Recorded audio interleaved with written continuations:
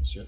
Oui. En parlant tout à fait normalement, comme vous avez l'habitude de parler. D'accord, mais c'est juste un test. C'est juste un test, Oui, inquiétez alors là, je ne sais plus très bien quoi dire. Sur la première, il est 17h, c'est Vertigo en direct du Festival du film de Locarno. Mais avant de retrouver nos invités, voici le journal que vous présente Simon Corté. Bonjour Simon.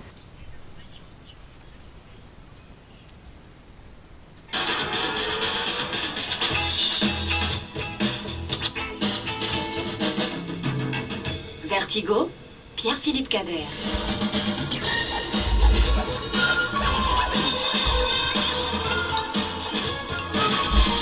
Dans cette émission aujourd'hui, nous avons le plaisir d'accueillir Eugene Green, le cinéaste pour l'occasion. C'est aussi l'homme de théâtre, l'auteur des livres, des romans, des essais. Et une parole assez étonnante dans son cinéma, c'est le cas dans son dernier film, La Sapience. La Sapience, qu'est-ce que c'est? On vous dira tout ça tout à l'heure. Et puis, aux alentours de 17h30, nous attendons HPG. HPG, l'acteur porno, qui revient 2 ans après avoir présenté Les Mouvements du Bassin ici à Locarno. Un film qui mettait en scène Éric Cantona et Rachida Brakni notamment, qu'on avait beaucoup aimé, nous personnellement. Oui. C'est une sorte d'objet filmique assez étonnant. Et c'est un petit peu la même chose avec celui-ci. Ce film-là s'appelle Fils d'eux. C'est évidemment un questionnement, peut-on continuer à être acteur porno lorsqu'on a des enfants? Entre autres, si j'ai bien tout compris, mais enfin il nous racontera tout cela tout à l'heure. Mais pour l'heure, place à notre invité Eugene Green. Bonjour Eugene Green. Bonjour. Comment allez-vous? Bien, on vient de faire la première du film, donc ouais. Ça s'est très bien passé, donc je suis un peu ému, mais je vais très bien. Votre pointe d'accent révèle une partie de vos origines. Vous êtes né aux États-Unis à la fin des années 40. Peu de temps avant le début des années 50, on va dire. Voilà, comme ça donne une fourchette.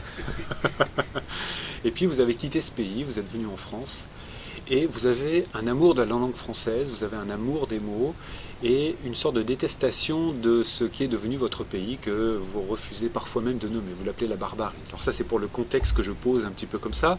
Ça date déjà de quelques années, peut-être que votre vision a évolué. Reste en tout cas que... Non, ça n'a pas évolué. Votre signe de tête en est la preuve. La sapience, c'est un terme un petit peu désuet qui désigne finalement la sagesse, c'est ça. Non, je dirais justement que non, ce n'est pas synonyme de la sagesse. C'est un mot effectivement qu'on n'utilise plus, mais c'est plutôt la connaissance qui mène à la sagesse. Donc ce n'est pas la même chose. C'est plutôt le parcours, c'est le chemin, la quête, et c'est en particulier ce qui m'intéresse en fait. Vos films, et là il s'agit d'une question de transparence qui est tout à fait bienvenue, vous les faites année après année, tant bien que mal, vous avez ce travail avec le théâtre. Qu'est-ce qui vous pousse finalement à engager des équipes, monter un tournage, faire un film et présenter un film dans lequel, et je reprends encore une fois ce que je disais tout à l'heure, quasiment vous demandez aux acteurs de ne pas jouer? Moi, je ne dirais pas comme ça, parce que non, au contraire, je leur demande de jouer, mais d'une certaine façon. Puisque ce qui m'intéresse, c'est justement ce qu'ils ont de plus personnel et de plus profond.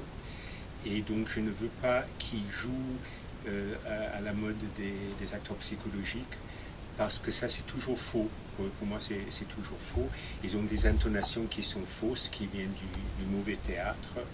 Et il y a toujours un travail intellectuel dans le jeu psychologique. Et le jeu intellectuel, ça coupe le vrai flux d'émotions et d'intériorité. Donc, je leur demande simplement de respecter certaines intonations qui sont en fait les intonations naturelles de la langue française et qui ne sont pas les intonations qu'utilisent les acteurs habituellement, mais que nous utilisons en parlant normalement. Et puis je leur dis de parler comme s'ils parlaient à eux-mêmes, parce que si on parle à soi-même, on ne cherche pas à faire des effets de rhétorique, et donc il n'y a pas de travail intellectuel. Et en parlant ainsi, les paroles remuent des choses très profondes dans l'être, et c'est ça qui se voit à l'image et qui s'entend.